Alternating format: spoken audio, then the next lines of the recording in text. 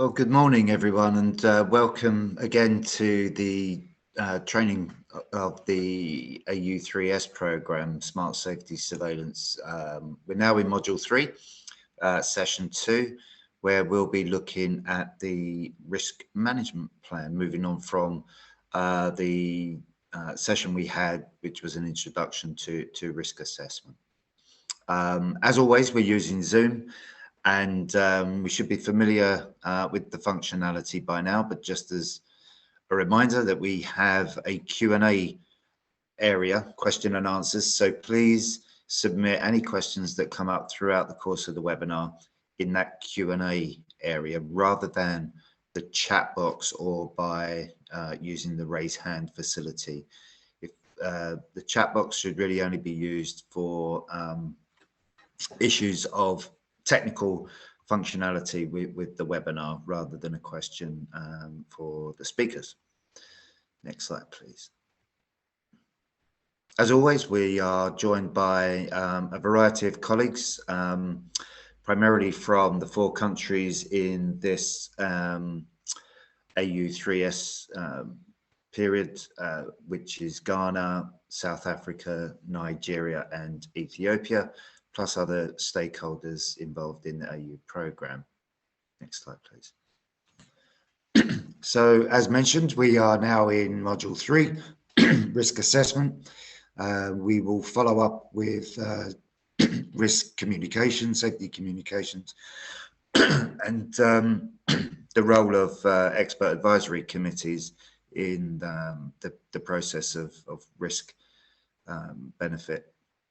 We will be looking at how you can seek expert advice and use some experience from the UK, where we'll be looking at how our committees run. So in the next slide, we'll just have a look at where we are with Module 3. So we're now in Session 2, as mentioned, on the risk management plan. There'll be plenty of time at the end for questions and answers, so please submit those as mentioned via the Q&A box. Then to conclude this session, this module will be moving through sessions 3 and 4 over the next couple of weeks, looking at the periodic safety update report and the role of epidemiology in risk benefit assessment. So we're really today at that second bullet where we're looking to provide that understanding of the risk management plan, risk minimization measures, and as always, through these sessions, try and give some special considerations to vaccines. Next slide, please. So we're joined by Catherine Tregonot, who many of you will have met before in one of the previous sessions. But Catherine's a benefit risk assessor and works in the team that also looks at vaccines. So Catherine, without further ado, over to you, please.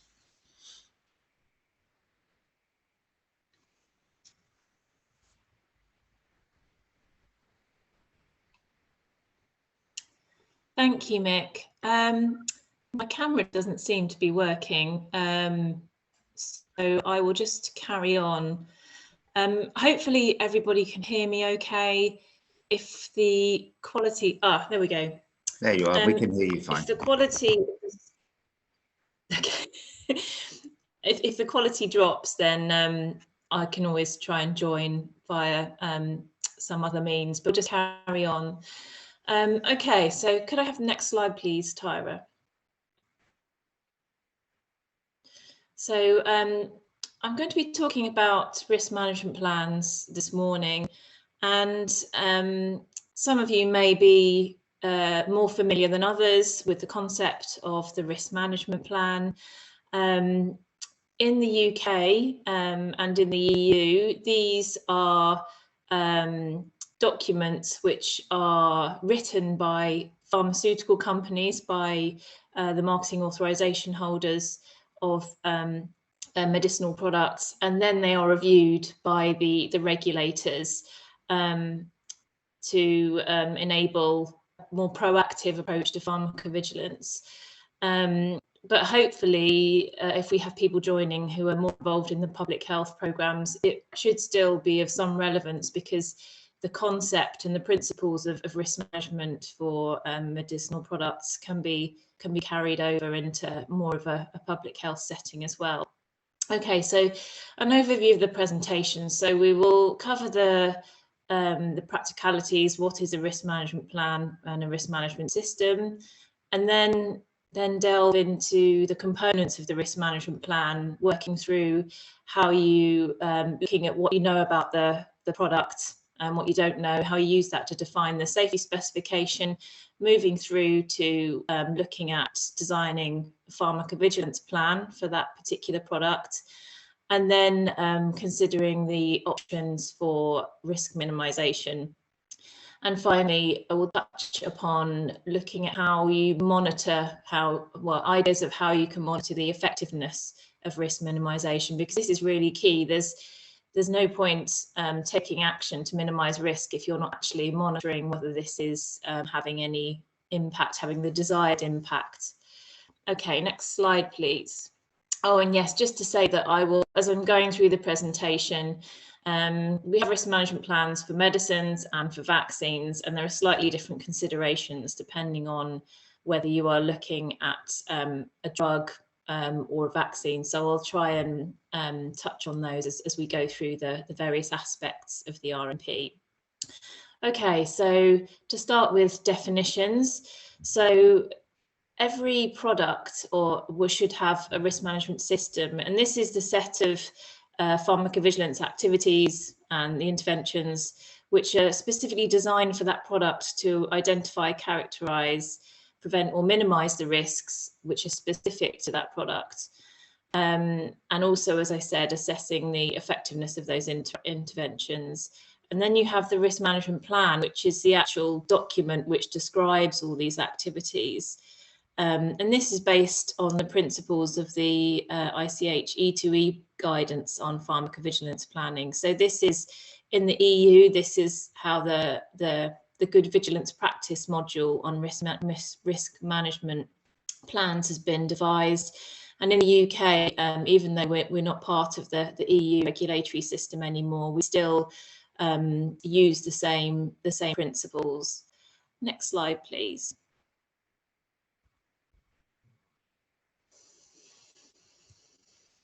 Okay, so the aim of the risk management plan is to document the risk management system, and the reason for having these is to ensure that the benefits of the product exceed the risks by either minimizing or presenting the risks associated with the product. And it gives a clear understanding of what is known and what's not known about safety associated with the product. And in terms of what we don't know, how we can collect further information on safety and efficacy as well to really get a better picture of how the medicine works and how we can make it as safe as possible. To give a clear understanding of the population of users, so who will be using the product or who might be using the product, if there's a risk it might be used off-label, and what's the experience here. And it's really to allow more of an evidence-based decision-making when using the product, rather than just relying on more limited information. And the ultimate goal really is to have more effective protection of public health. Okay, next slide, please.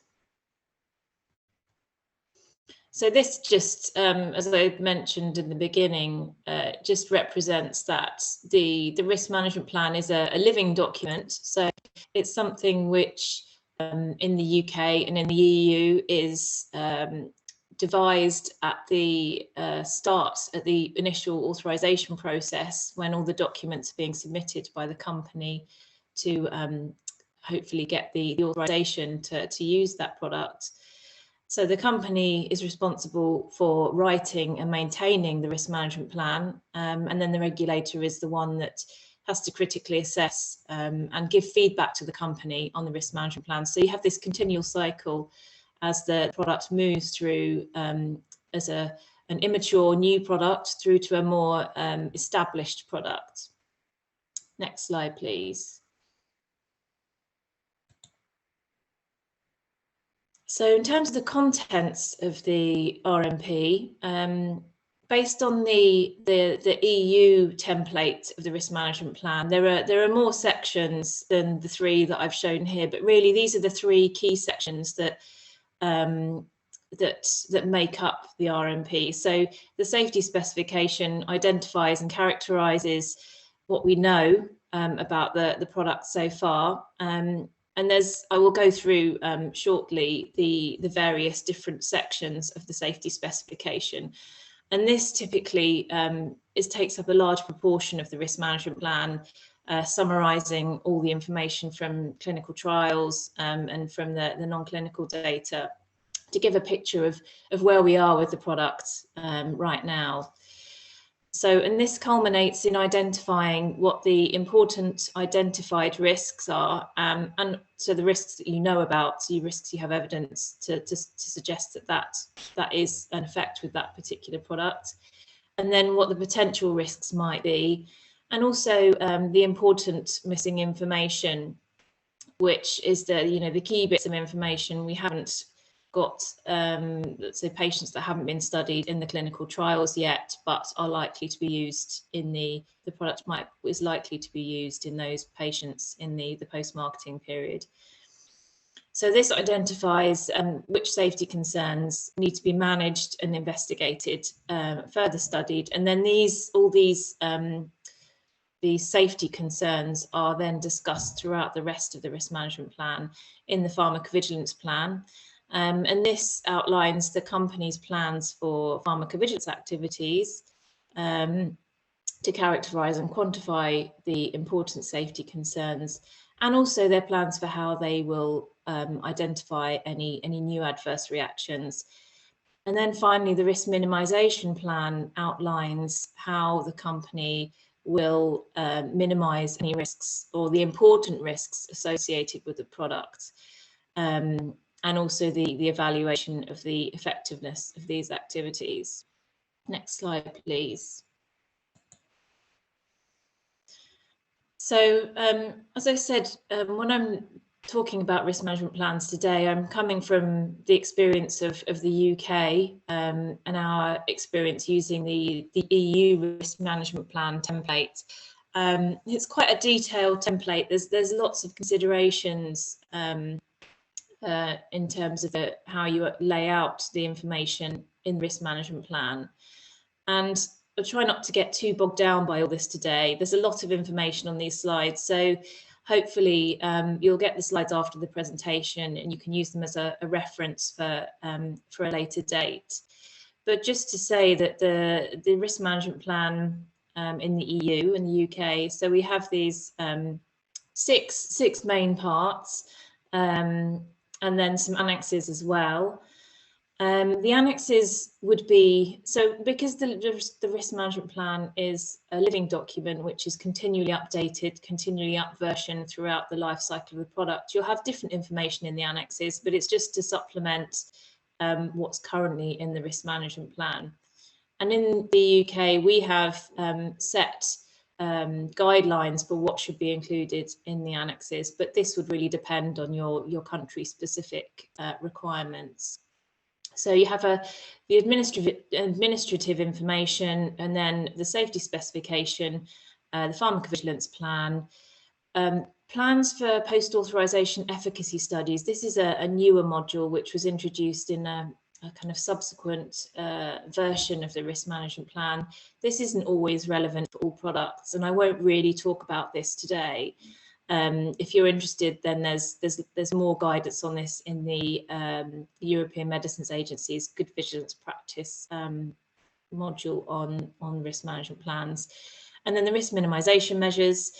Also in the EU and the UK, we publish summaries of the risk management plan, which is a less detailed version of the content of the risk management plan, which can be seen by members of the public and any other pharmaceutical companies that wanted to have a look to get some ideas for their products if they have a generic or a similar product. Next slide, please.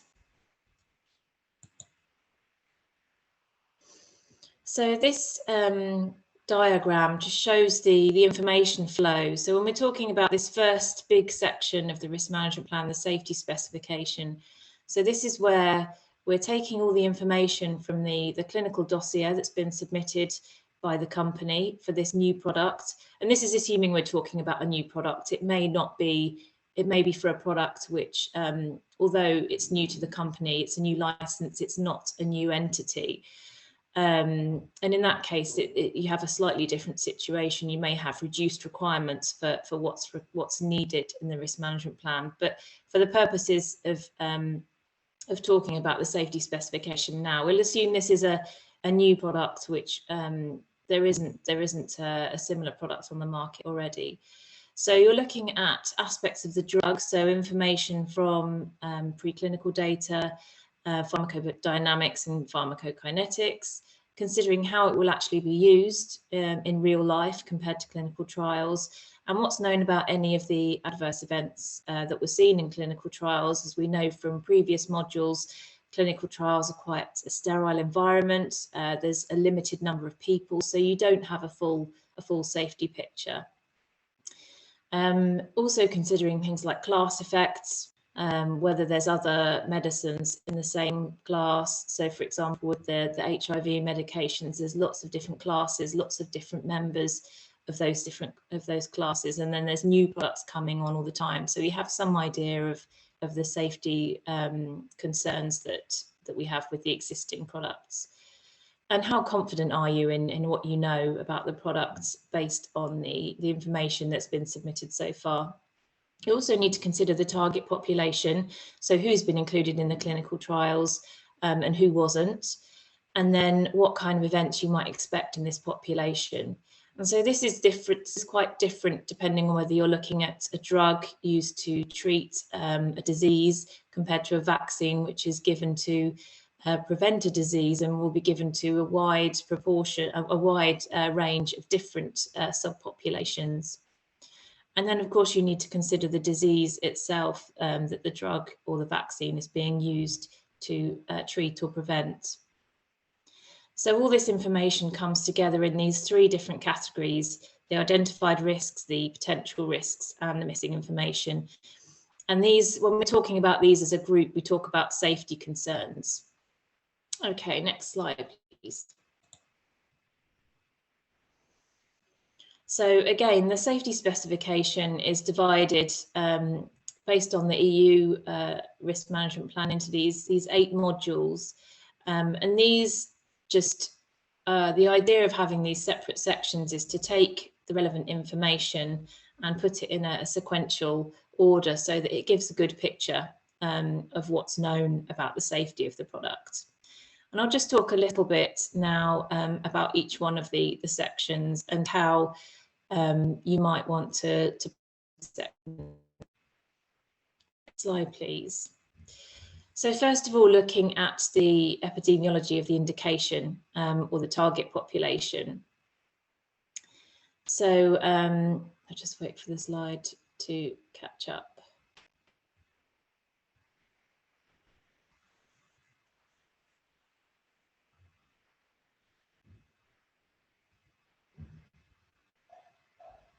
I'm sure it seems to have got a bit stuck. Oh, okay, here we go. So this just outlines here how you would how you present the information in the risk management plan. And on the slides, I've tried to indicate where, for vaccines, the particular aspects would be less applicable because of the nature of the populations that receive vaccines, and these are quite often it's just the general population rather than a specific disease population. So, for example, here the comorbidities, you know, you're really not going to know this for a vaccine, for example, a COVID vaccine, which is going to be given to you know, a large proportion of the population. And also concomitant medications, you wouldn't know this kind of information. But for vaccines, you really want to be discussing any examples from the impact of previous or similar vaccines on the disease, indicated for the disease, and considering information on the impact of any existing vaccines on the epidemiology of that particular vaccine preventable condition, and whether that's had an impact on reducing the prevalence of that disease in the population. Okay, next slide, please. So the next subsection of the safety specification is looking at the available non-clinical information. And this should really be a summary of the key information that was submitted with the marketing authorization application. And it's also important to work together with the specialists who are looking at this particular aspect of the data. In the UK, it tends to be that the pharmacovigilance assessors would be looking at the risk management plan. However, there's a lot of duplication of information in the risk management plan, which has come from the initial clinical dossier, the application for the marketing authorization. And in the MHRA, there's a different team of assessors that look at this information. So it's really important to have these close links so that you can make sure that you've got the key information, the important details that have been picked up on by the non-clinical assessors and the clinical assessors looking at the safety and the efficacy information, to make sure that nothing's been missed out by the company when they've been writing the risk management plan.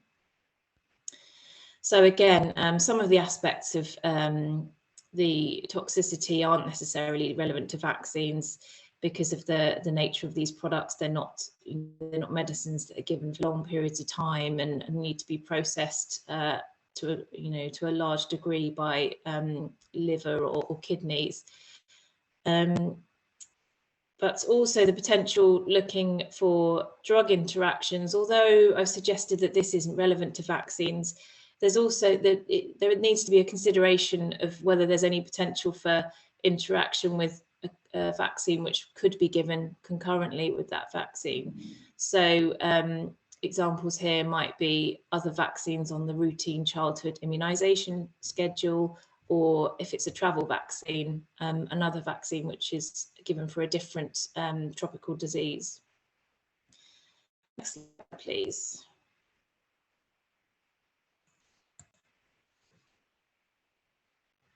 Okay, so some further considerations in terms of outlining the non-clinical information for vaccines. So you're looking at the various components of the vaccines as well. So it's not just the whole vaccine itself.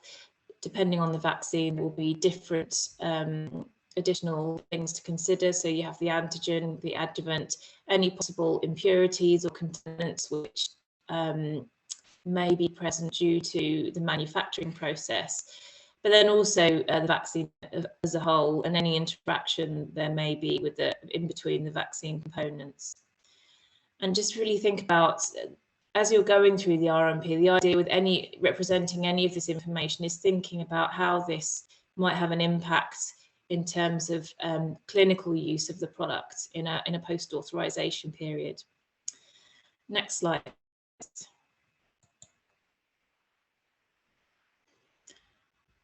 Yeah, so this is just some further considerations for vaccines. So if there's any quality aspects which you think might be relevant to safety, vaccines are biological products, as we've spoken about before. So sometimes it's difficult to really have a very specific, the levels of various aspects of the vaccine. There'll be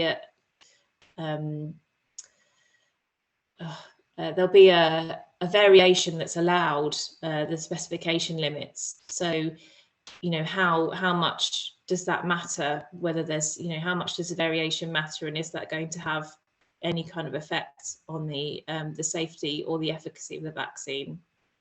Because you can't really exclude the possibility of contamination when you have these kinds of biological products. But it's just thinking about whether these are likely to result in adverse reactions. And if you don't think that this is a problem, then this doesn't need to be an important consideration in the risk management plan. Next slide, please. So the third module, looking at the clinical trial exposure, what's the human experience to date? Sometimes in the risk management plans that we see, it's quite difficult to really get a sense of a picture of the study population so far, because the data hasn't been presented all that well. You might see tables and tables of data. So the guidance that we have to help companies in writing risk management plans is really to try and pull the data as much as possible. So with drugs that are given on a more chronic basis, you're interested in the duration of exposure. For vaccines, this isn't obviously possible. You're just looking at the numbers of patients. However, you would be interested to know how many patients had 1 dose versus how many had 2 doses. And also with medicines, looking at the number of patients included for each indication if it's a product which is seeking several indications. But the main stratifications that you'd be interested in are obviously age and gender, and then yes, the dose. It may have been in the clinical program with vaccines that there were different doses that were investigated, so there may need to be some reflection there of that. And also racial origin, because there are often differences, more so for medicines, different processing and reactions with a particular product depending on the person's racial origin. Okay, next slide, please.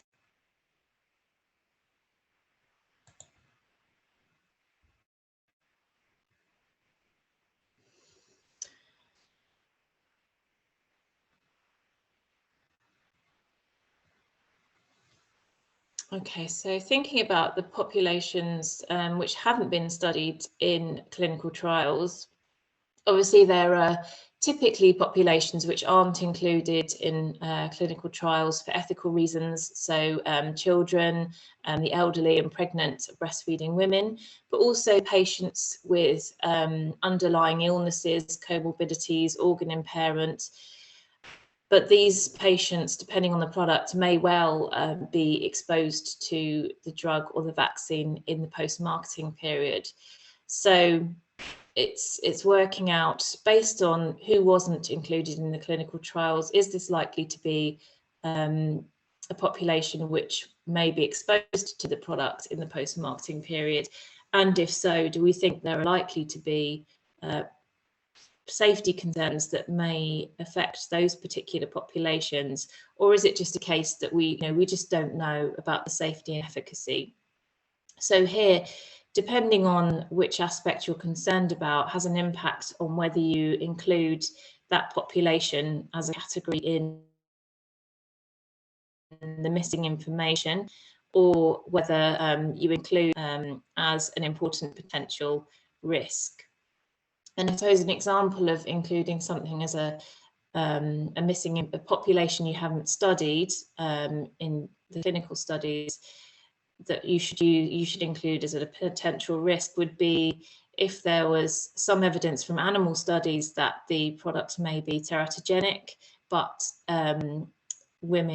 pregnant women hadn't been exposed in the clinical trials, then you may wish to reflect that as a potential risk in the risk management plan. And then subsequently, you would be expecting the company to propose some methods to investigate and collect data on that risk.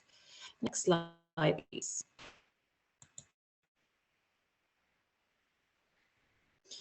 So thinking about for a vaccine and the populations not studied in the vaccine clinical trials. So similar concept, really. You'd be thinking about the relevance of the inclusion and the exclusion criteria. And generally, the populations that would be considered for discussion would include the elderly, pregnant women, pregnant and breastfeeding women, and also immunocompromised individuals. And this is because there may be a reduced immunogenic response in those who are immunocompromised So, and that obviously has impacts on safety as well. So those are always key populations that you would be interested in perhaps carrying forward to include as important missing information. Children and adolescents, depending on the vaccine, obviously if it's a childhood vaccine, the clinical trials would have been conducted in this population anyway.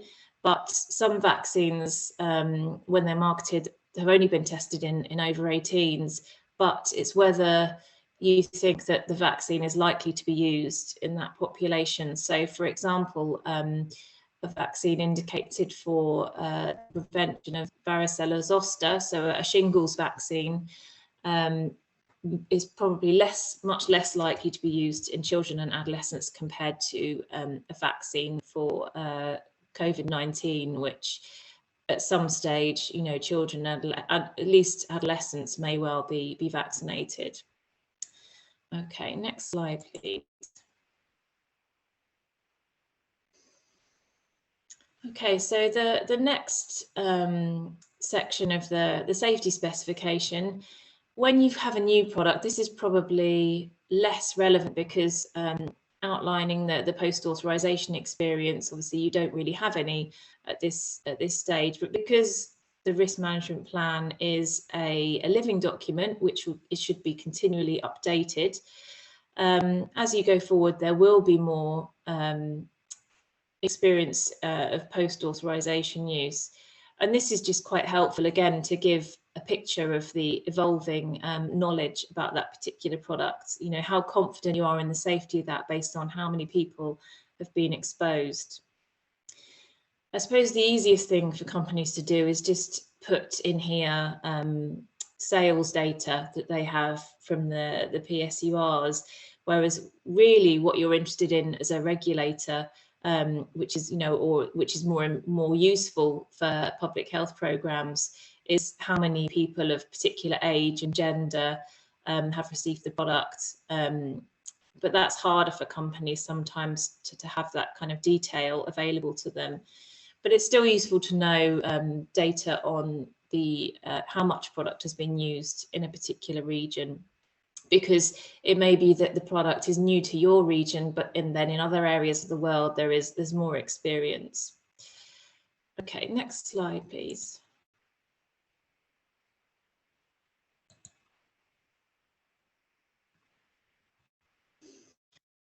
There are some additional requirements which aren't outlined in the ICH E2E guide on pharmacovigilance planning. There used to be a lot more, but we revised, the EU revised the RMP a few years ago, and so now this really just focuses on the misuse of the product for illegal purposes. And obviously this is quite product specific, and there are particular products which are more likely to be misused than others. And for vaccines, this is less relevant. Sorry, I've just realised the slides are still catching up.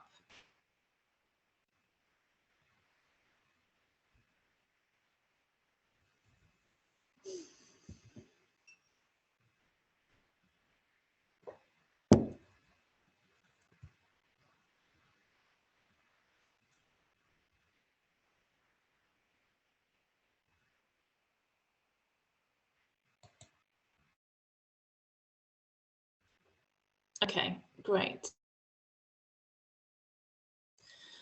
Yes, so as I said, there's this additional credit in the EU and UK RMPs, which is an important consideration depending on whether you think the product is likely to be misused. And this might be a product which, so strong painkillers, opioid products, that kind of thing may be misused, but also products which, some of the products for attention deficit hyperactivity disorder can be misused for weight loss as well. So it's really just outlining the possible risks that there may be associated with that and how the company proposes to overcome those. So here it says a limited pack size, having a controlled access program, and also special prescriptions, so making it harder to access and have continued access to that product. Next slide, please.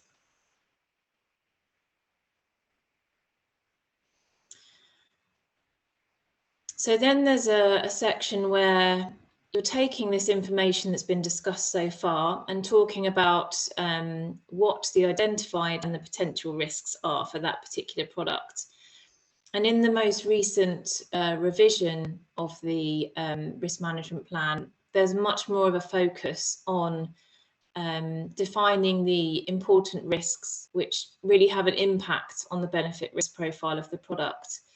Obviously, we know that no medicinal product is completely risk-free. However, there's a scale of whether a risk, which may be a minor side effect like headache or nausea, right through to something really serious and life-threatening like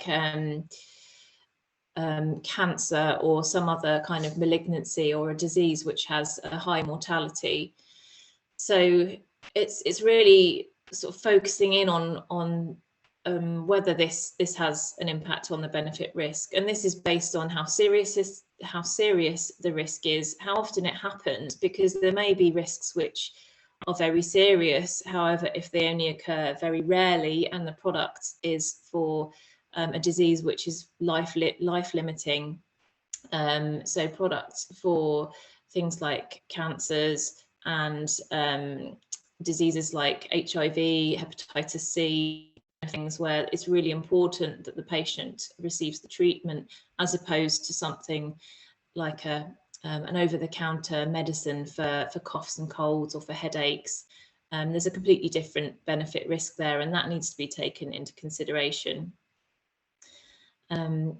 So you have your identified risk. So this is determining whether it's an identified or a potential risk. Sometimes is not all that easy, but really, if it's identified, you have some evidence of causality, either because this is something which was seen in clinical trials, or you know there's a clear, plausible mechanism for that particular adverse event to happen.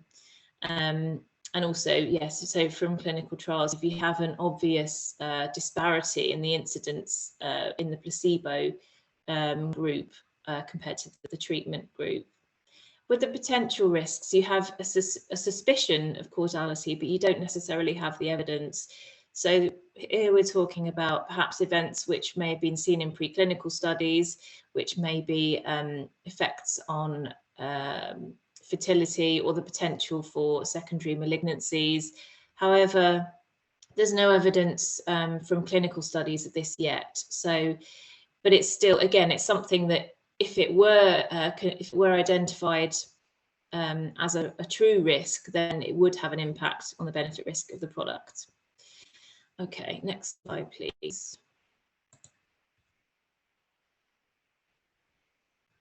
So just some examples here of important identified and potential risks. So for an identified risk, if you saw severe cases of neutropenia in clinical trials and serious infections, so you have a manifestation, a clinical manifestation of the neutropenia, and the company has proposed some risk minimization measures to mitigate these risks in terms of patients having to have regular blood counts. So here you would probably include serious infections as an identified risk. Another example, looking at drug-induced liver injury, which may be identified in the post-marketing period. And so risk minimization measures proposed include having regular monitoring of liver function tests for patients on this medication. And so here you would be, it would be an idea to include hepatotoxicity as an identified risk for that particular product. And then some example of potential risks. So the example given here is severe bleeding in off-label pediatric use. So it's important to make sure that you the term is characterized appropriately. So rather than just saying off-label use in children, that would just be possibly a missing information category. You need to kind of classify that the concern is with severe bleeding. So that would be a potential risk rather than the missing information. And then I've given the example before of the impact on fertility, or the potential impact on fertility sort of suggested from non-clinical data. So again, this would be a potential risk rather than just missing information of experience in pregnant women. And then again, having suggestion of carcinogenicity in animal studies, relevant exposures that would be relevant to humans, because sometimes in animal studies the exposures are a lot higher. So that wouldn't necessarily be relevant for human usage. Next slide, please. Okay, so for the missing information, we tend to refer to this category as missing information, although we're really talking about important and relevant missing information, not just anything that's not known about the product. So it's particularly where use and the safety profile in that particular population may differ from what is known already, and there's a concern associated with that. So for vaccines here, you'd be considering use in pregnancy, again, immunocompromised patients, age groups where you don't have that much data. Also for vaccines, very important is effectiveness data, and also the data on long-term duration of protection and whether you need a booster dose, and also the potential for different serotypes to become more prevalent. And so the vaccine may need some tweaking to change the strains which were included. Next slide, please. Okay, so still talking about the identified and potential risks. These are also topics which should be considered when you're looking at the identified and potential risks. So overdose, medication errors as well. It may be that the product has a particularly tricky method of preparation or method of use. There may be particular patients may need to sort of not eat or drink for a certain amount of time before or after the medicinal product, because otherwise that has an impact on the efficacy of the product.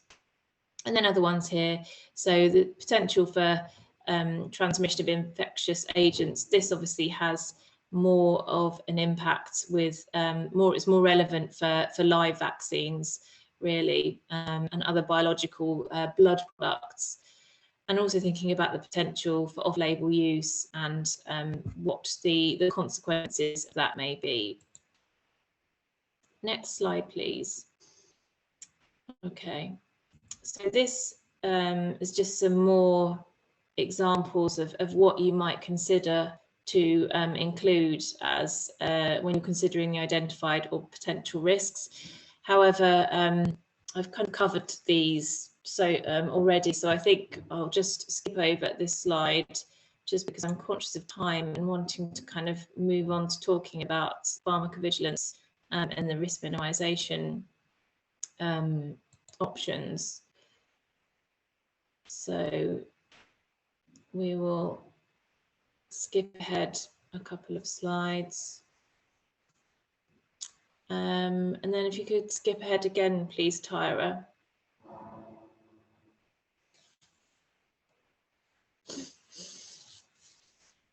This next slide, which is just coming up, is just gives an idea of how the important safety concerns should be presented in the risk management plan.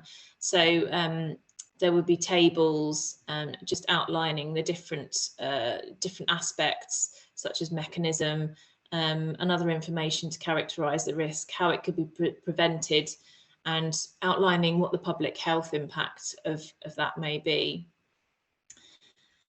So we will move on to the next slide. Okay.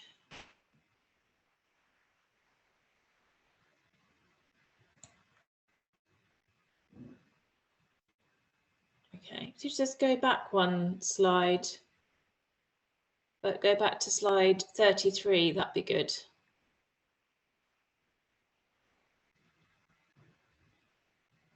Right, thank you. So just some sources of important identified and potential risk vaccines. So again, we touched on some of these before. Immunity would be something of concern, and also any risks which are known to have occurred with similar vaccines or particular ingredients of the vaccine. Other ones, concomitant administration of several vaccines and interactions with other vaccines which may be given at the same time, or whether there's a product which is given, so prophylactic paracetamol is recommended for some of the childhood vaccines in the UK, whether there's any risks associated with that. For live vaccines, there is a risk of syndromes which closely resemble the wild type disease. So, for example, disseminated varicella and the yellow fever associated neurotropic and viscerotropic disease. These can sometimes be associated with live vaccines. So this is a consideration. And then also thinking about whether there's aspects of the manufacturing process or the composition of the vaccine. So whether there's an adjuvant with the vaccine, and perhaps there may be a particular risk which is known to be or suspected to be associated with the adjuvant. Okay, next slide, please.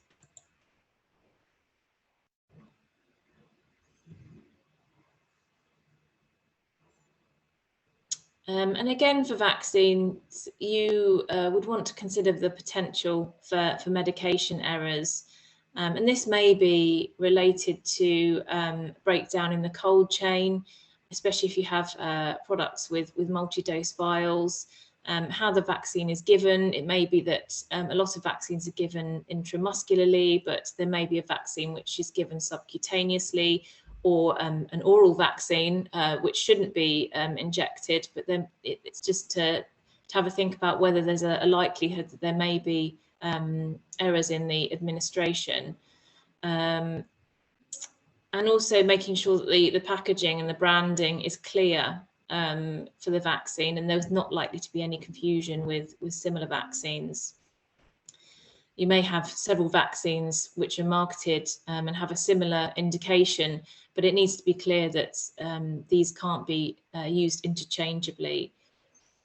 And the risk management plan also should have mechanisms to make sure that it's possible to follow up and investigate the root cause of any of these errors. So having this traceability of the product right through the whole manufacturing process and distribution process.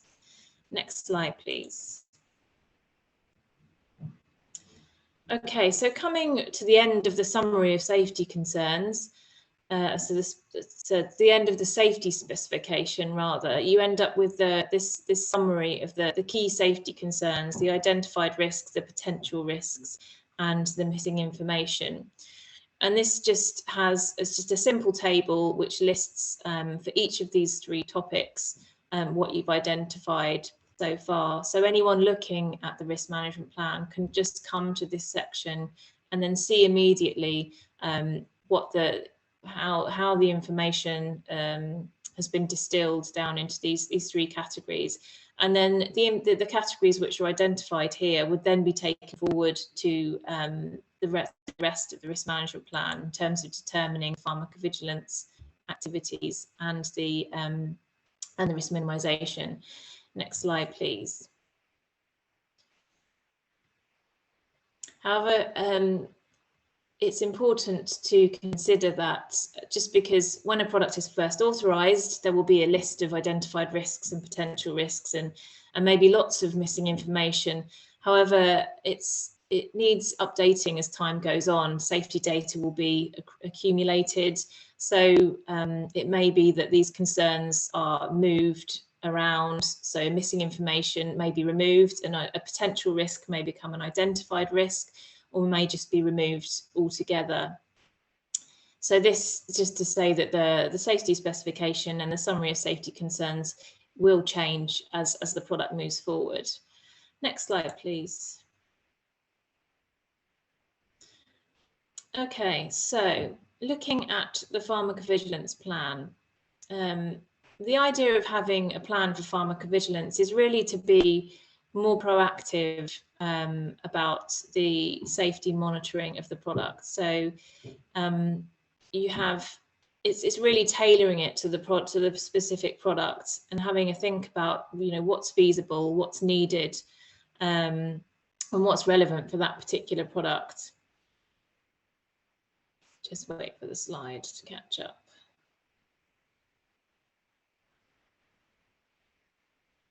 Yeah, so essentially gathering further data on, you know, what we do know and what we don't know. Okay, I'll move on to the next slide, I think.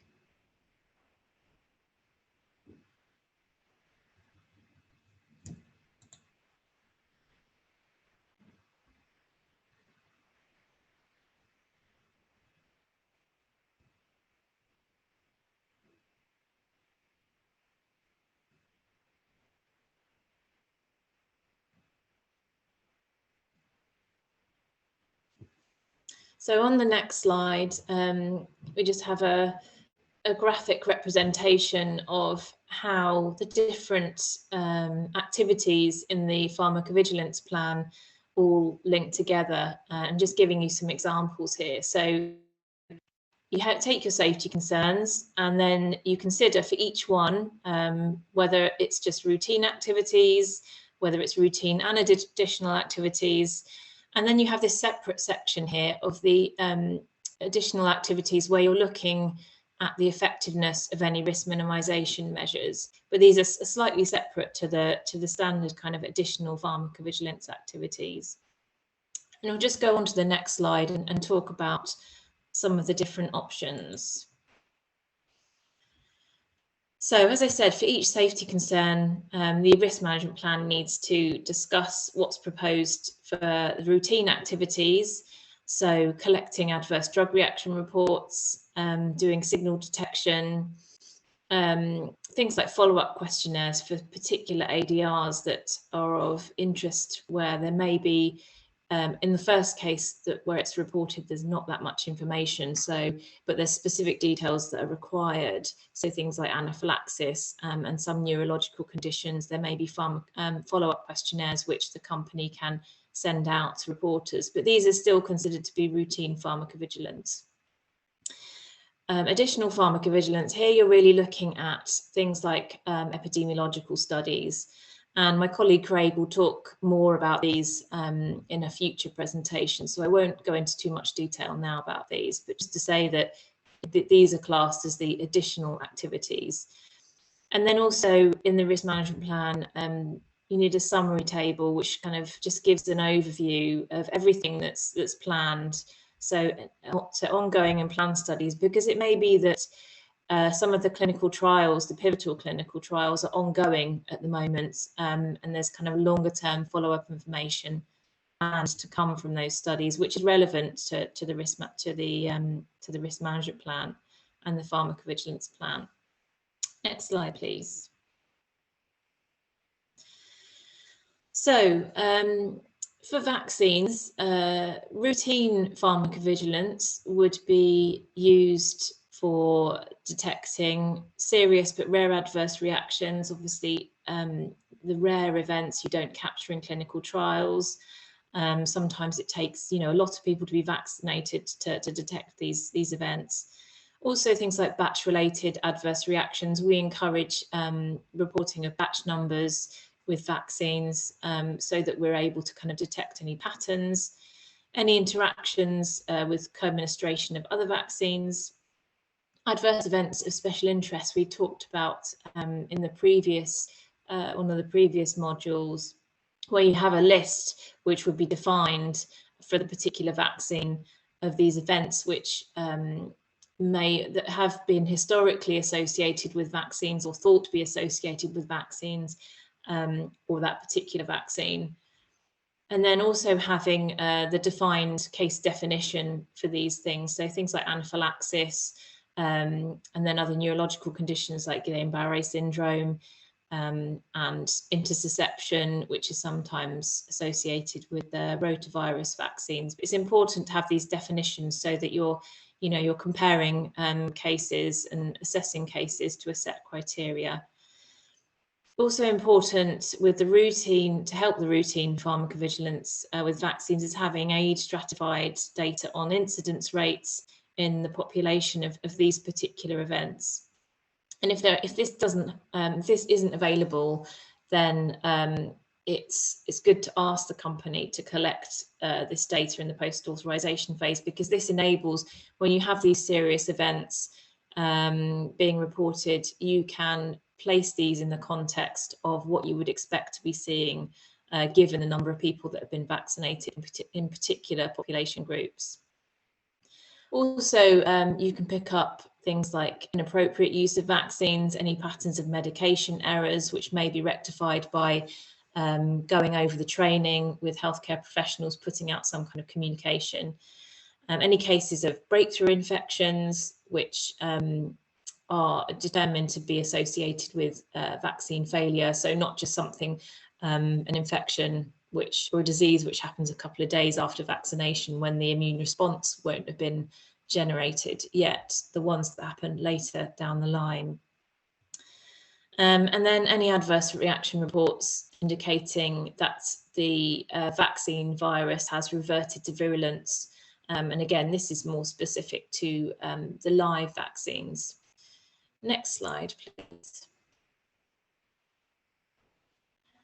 For additional pharmacovigilance with vaccines, it's really thinking about having suitable studies in place to look at things like strain replacement and looking at any patterns of shedding and transmissibility to contacts with live vaccines. If you have a new vaccine with a novel adjuvant, then you may well want to ask the company to be looking at a study to further characterize what the safety, any safety concerns there may be with this particular vaccine, with the adjuvant, because it hasn't really been used very much before. Looking at effectiveness, this is really important, and this is, as I said before, the post-authorization efficacy studies are more relevant to vaccine pharmacovigilance. And often as well, it's with a new vaccine, you would be expecting a pregnancy registry so that the data on the use of the vaccine in pregnant women can be collected. However, this needs to be carefully considered. It needs to be feasible. You need to be confident that you will that the study will actually collect the data that you need. So it needs to be able to, the outcomes of the pregnancies need to be able to be identified.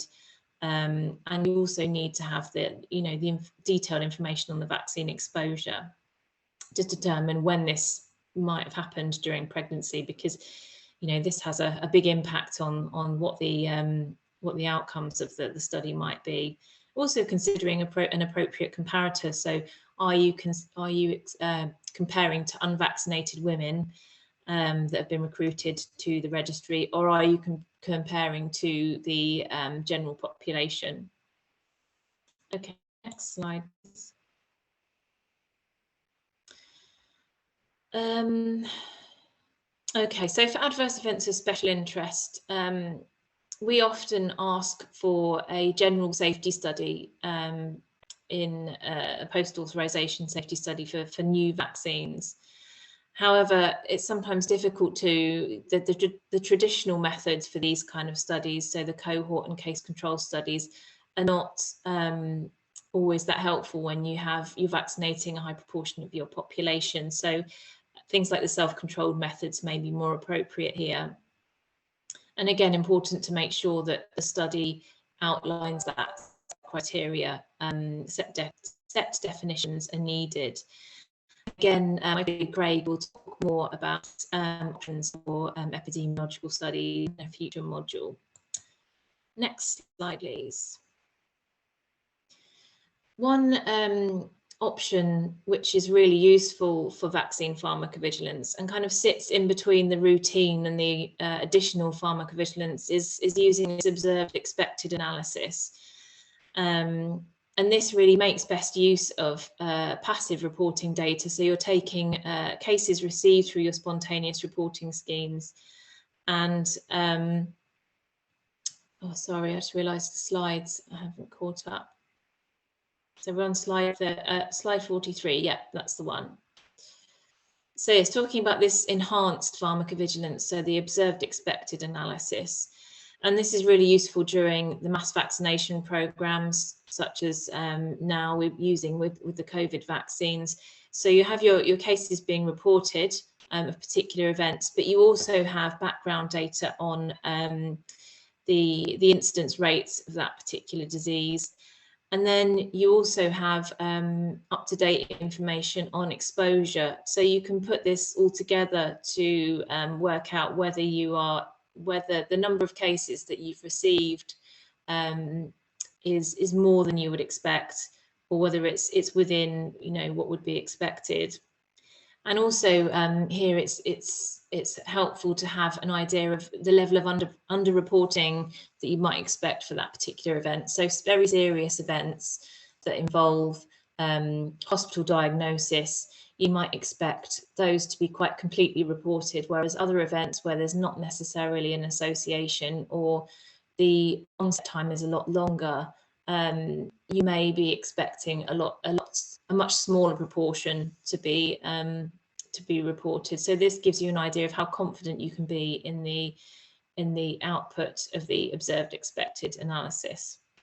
So this is, you'd really use this as if you have a signal from spontaneous reporting, then you use it to validate your signal and conduct a preliminary evaluation. And if you're seeing a signal with the observed expected analysis, so you're seeing more cases than you might expect, that's when you might be thinking about doing a specific study to really look at that drug or vaccine event combination. Next slide, please. Is a study needed? I think, especially when we first started introducing risk management plans, there was a lot of requests for studies. You know, it was more of a, oh, well, perhaps, you know, this is a new adverse event, or this might happen, so let's just ask for study. But I think now it's about being a lot more pragmatic. You may have a potential risk with a particular product. You think that there may be a certain safety concern that needs studying, but you have to consider, you know, how many other products, similar products are there? How many companies are there? You know, is it going to be possible to get the data you need? Is this study actually going to tell you anything about the risk? And, you know, it may be that something's already being conducted somewhere else by a third party, so an independent, like an academic researcher rather than a pharmaceutical company. And also considering whether you're likely to get the results in the time that's needed. So if it's an urgent safety issue, you may not have time to do a study which is going to take you months and months and months. So you can ask the company to conduct a feasibility study just to look at, if you consider it to be, you know, a study is needed, then ask them to look into this and produce something for you, so you can kind of work together to work out whether it's worth pursuing. Next slide, please. Okay, so just thinking about the pharmacovigilance plan. And what makes a good pharmacovigilance plan. So it's really moving away from just a company just saying, oh, well, we'll just collect spontaneous reports and then we'll just see what happens. You know, when a signal comes up, we'll just look at it and, you know, decide what to do then. It's trying to be more proactive, especially with vaccine risk management plans for new vaccines. And it's also important that for each of the safety concerns, there are appropriate activities described for each concern. And then if there's any, if there's any risk minimisation proposed, then there should be proposals in the plan to look at the effectiveness of the risk minimisation. You need protocols for studies, and these need to be clear, and these also need to be approved by the regulator before the study can start. It may be that when you're approving the risk management plan for a new product, the protocol isn't available right then, but you can have a, depending on the legislation in your country, you can request that this is submitted. The company has to submit this in a certain time period. Okay, next slide, please. Yeah, I've just included a slide on post-authorisation efficacy studies. I won't go through this because this is more relevant to vaccines, but yeah, there's more information on this in the guidelines on the EMA website if anybody is interested. Next slide, please. Okay, so moving on to the risk minimisation measures. So again, for each of your safety concerns that have been identified, the important risks, you're looking to prevent or minimise these, or you're looking to ensure that these have been prevented. There's plans in place to prevent or minimise these by the company. So there's, again, you have the routine measures and the additional measures. And depending on the nature of the safety concern, the identified or the potential risk, it may be that it's only routine risk minimisation, that you don't need any additional risk minimisation. And more so for vaccines, additional risk minimisation isn't all that common. Sometimes it is, and I will give you an example in a moment of some vaccines that have had additional risk minimisation. But it's mainly for medicines, for drugs. Next slide, please.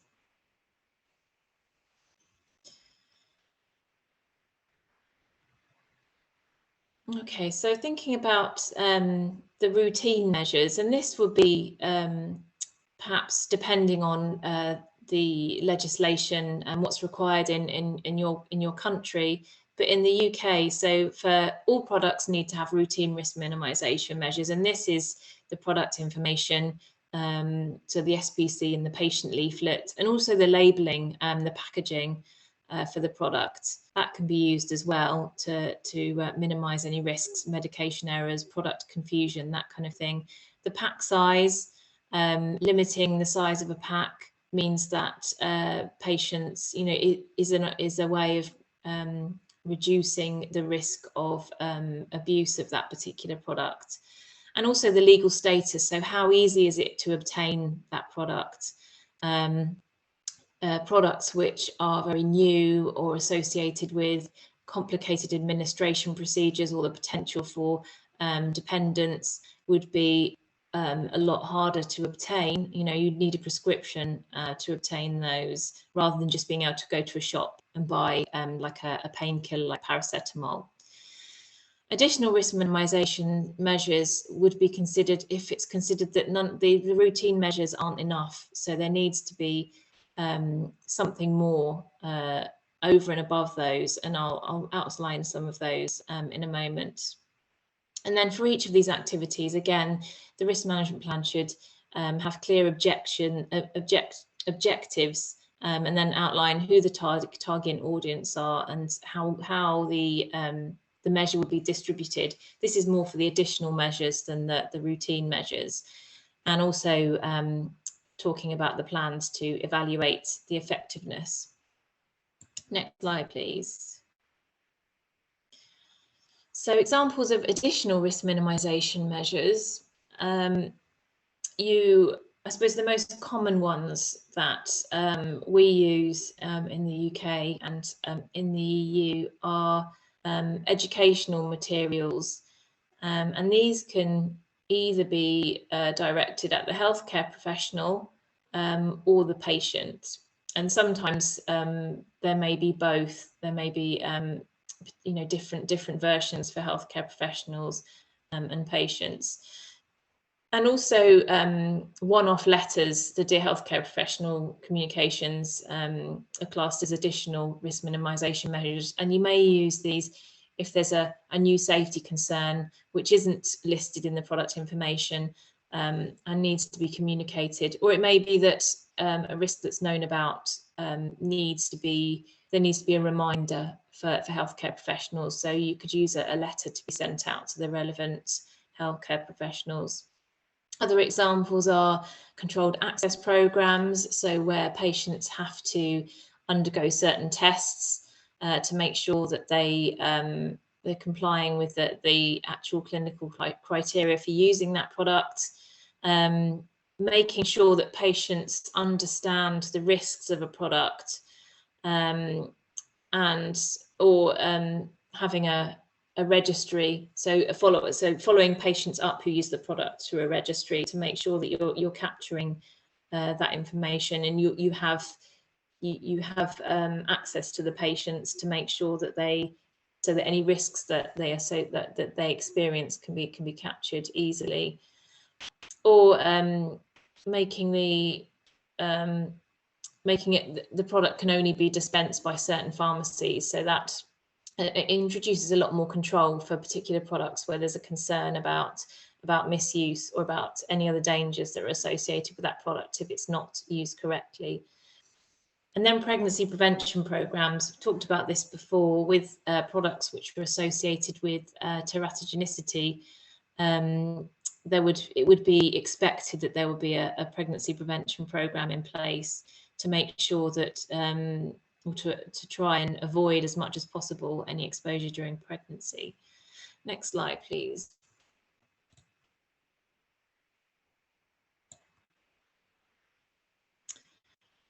So examples of these educational material that tend to be used. So you can have guides to prescribing or dispensing for the healthcare professional. And I think it's important here to consider, when you're thinking about whether these things are needed, is it actually providing anything in addition to the standard product information? Because if it's just repeating what's in there, that's not really, it's not very helpful.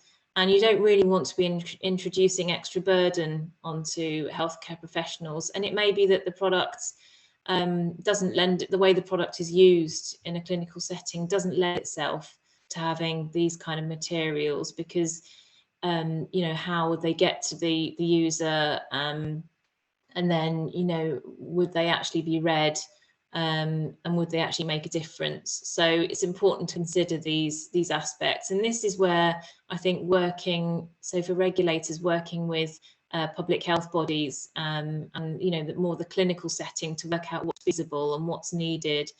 Maybe that there's some mechanism that's already in place that could be used. Other examples are having specific training programs.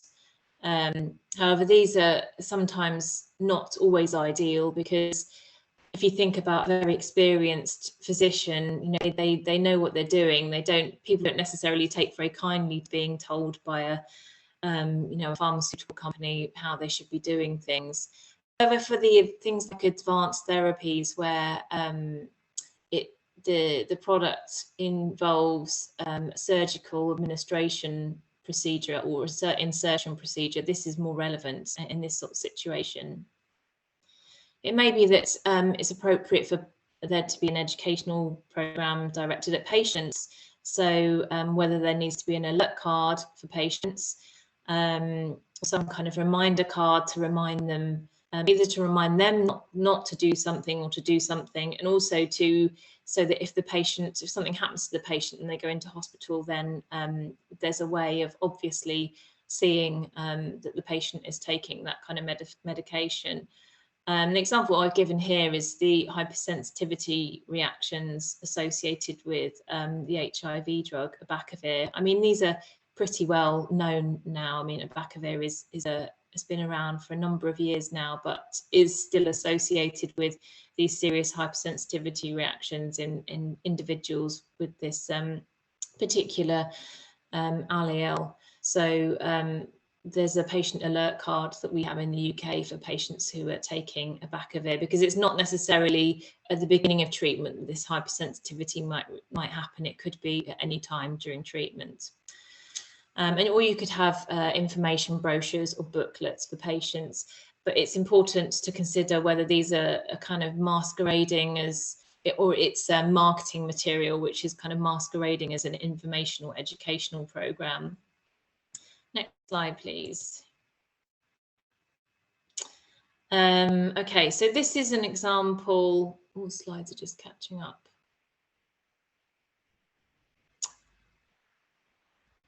I've just got a couple of examples. So this is an example of a patient alert card for rivaroxaban, which is a direct-acting anticoagulant used to treat patients' risk of blood clots.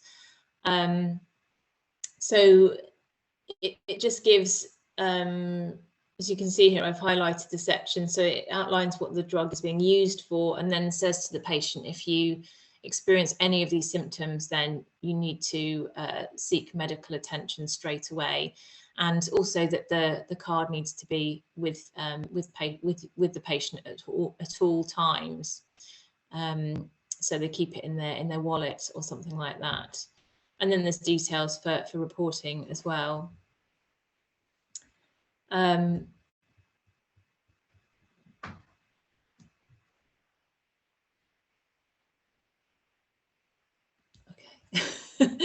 I'm just looking at a message.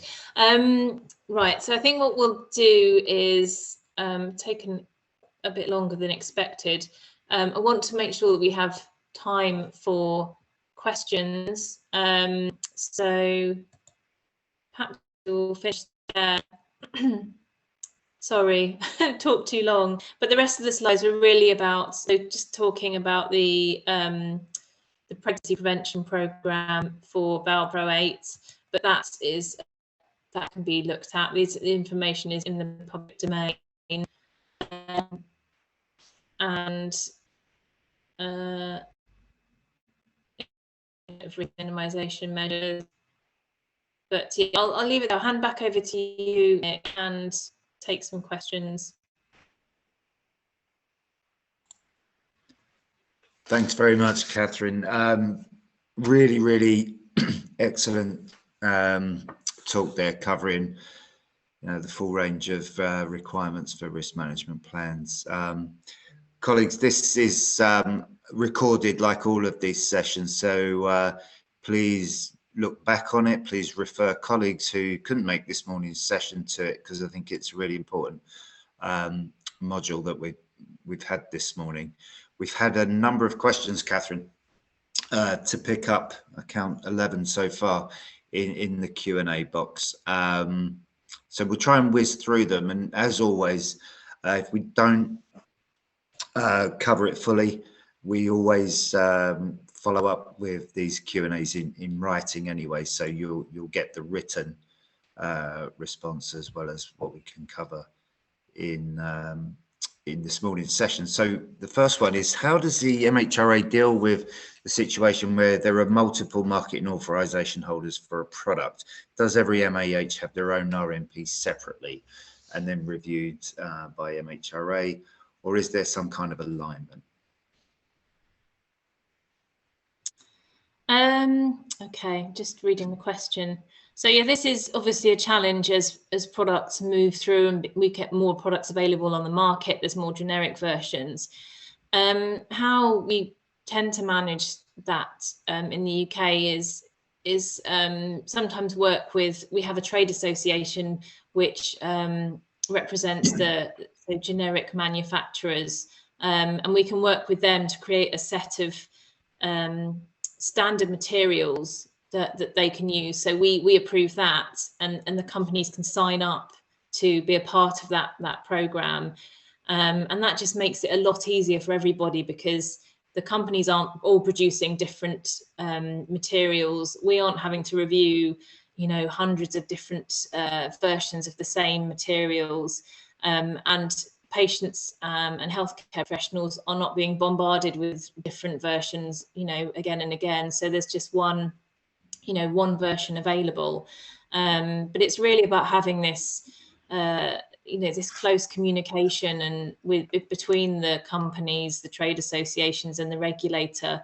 to make sure that it's handled in the most efficient way.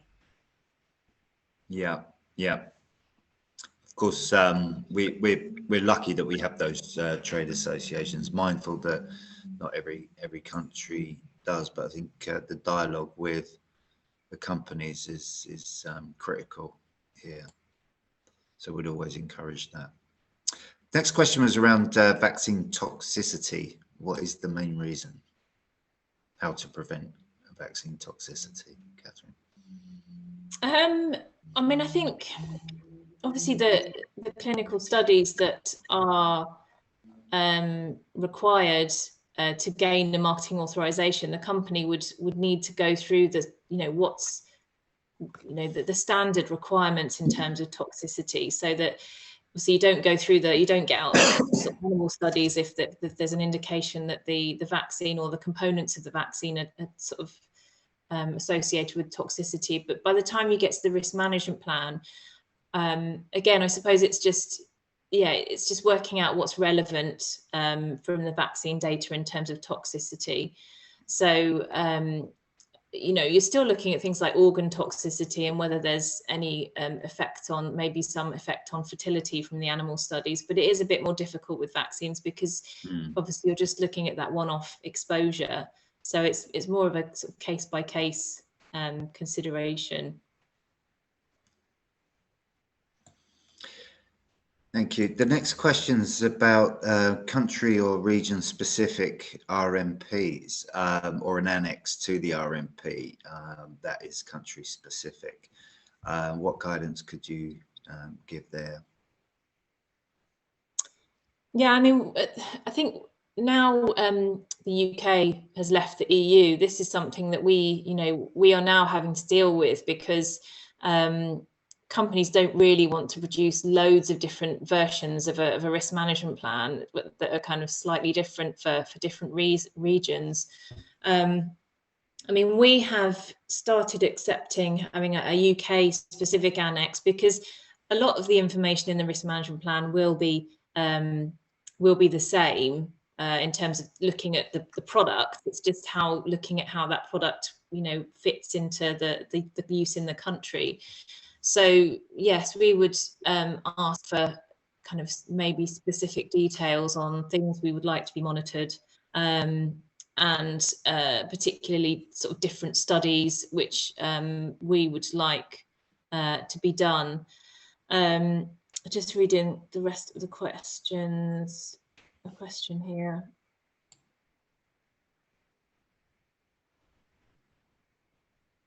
Yeah, so I don't think I'm not sure we have specific guidelines on this at the moment because, you know, we're still kind of working out the best way to go, but we have had kind of UK specific annexes to risk management plans just to kind of outline, you know, the specific requirements that we need. But it's really about just having that kind of dialogue with the company and, you know, making sure that you make your voice heard about what your kind of region needs. And of course, the RMP is a living document, isn't it? So, you know, it's at a point in time, at the time of licensing, but it can be amended and at any given time post-authorisation. Yeah.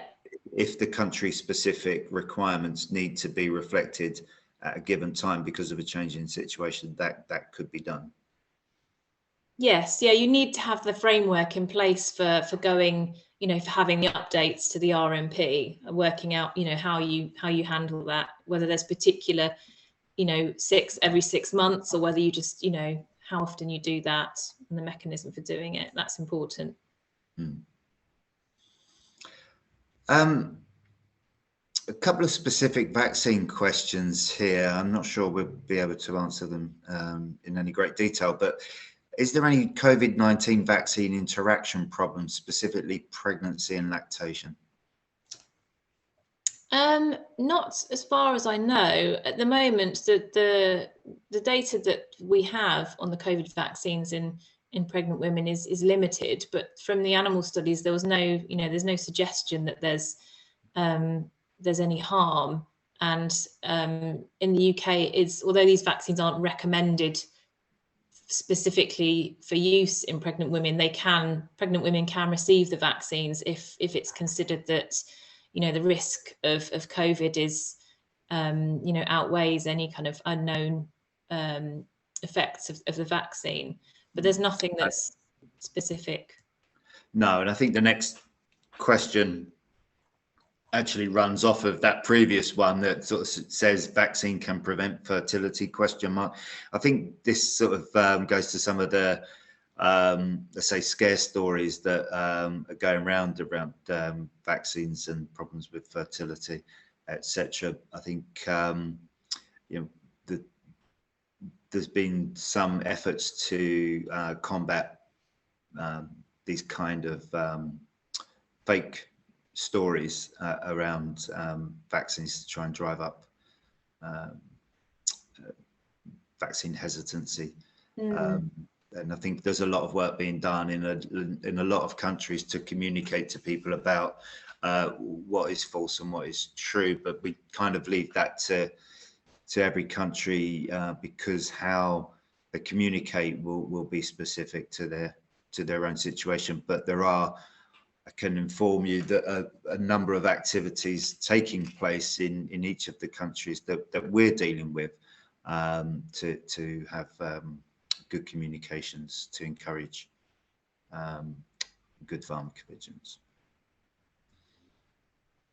Question here from Elvis Attar, please. What is the difference between potential risk and identified risk? Yeah, I mean, sometimes it's not easy to kind of tell, but essentially, if you've got evidence of causality from clinical, human experience of an ADR happening, either from clinical trials or from the post-marketing period, and there's reasonable suspicion that there's causality between the product and the adverse reaction, then and it's considered that has an adverse effect or a significant effect on the benefit risk of the product, that would be an identified risk. A potential risk would be an event where there is a suspicion, either because there's no evidence for a causal association other than just spontaneous reports, or there was some indication from animal studies of a particular adverse event like carcinogenicity or something, or teratogenicity, but you don't have, it's just a suspicion, so it's a potential risk. It hasn't been identified. I hope that helps. Thank you. I think we'll need to end on this one, and as I said, we'll do our best to promptly do a Q&A in writing, but we kind of knew this one was coming, and it was around the situation we're seeing, particularly in Europe, with the experience of blood clotting, and what can we say about that, Catherine? So at the moment, we're reviewing the data that we have. Obviously, the European Medicines Agency are looking into this as well, and the Pharmacovigilance Risk Assessment Committee are considering the data, as well as the WHO. We're aware that some countries have suspended use of the AstraZeneca vaccine.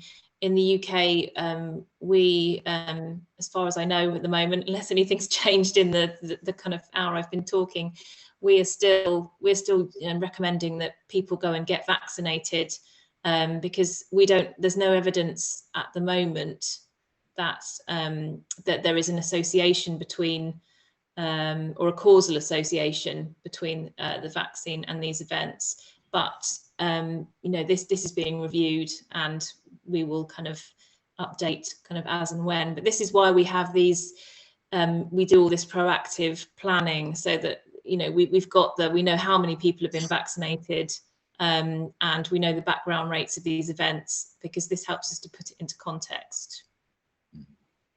And this is exactly why we do pharmacovigilance, right? To pick up these potential signals and you know, respond to them.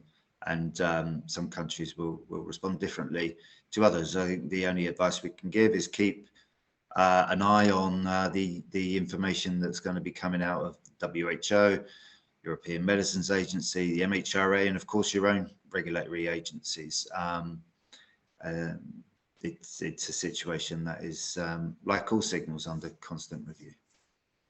Catherine, I think we'll leave it there, but we will ask colleagues to complete the poll, as always, so that we can get your feedback. And shame we ran out of time, because there's still a few more Qs to give As to, but we'll, as I said, we'll have to do that in writing. So we'll leave it there, colleagues. Please complete that poll, and we'll see you again for the next session. Thank you. Thank you, Catherine. Thanks. Bye.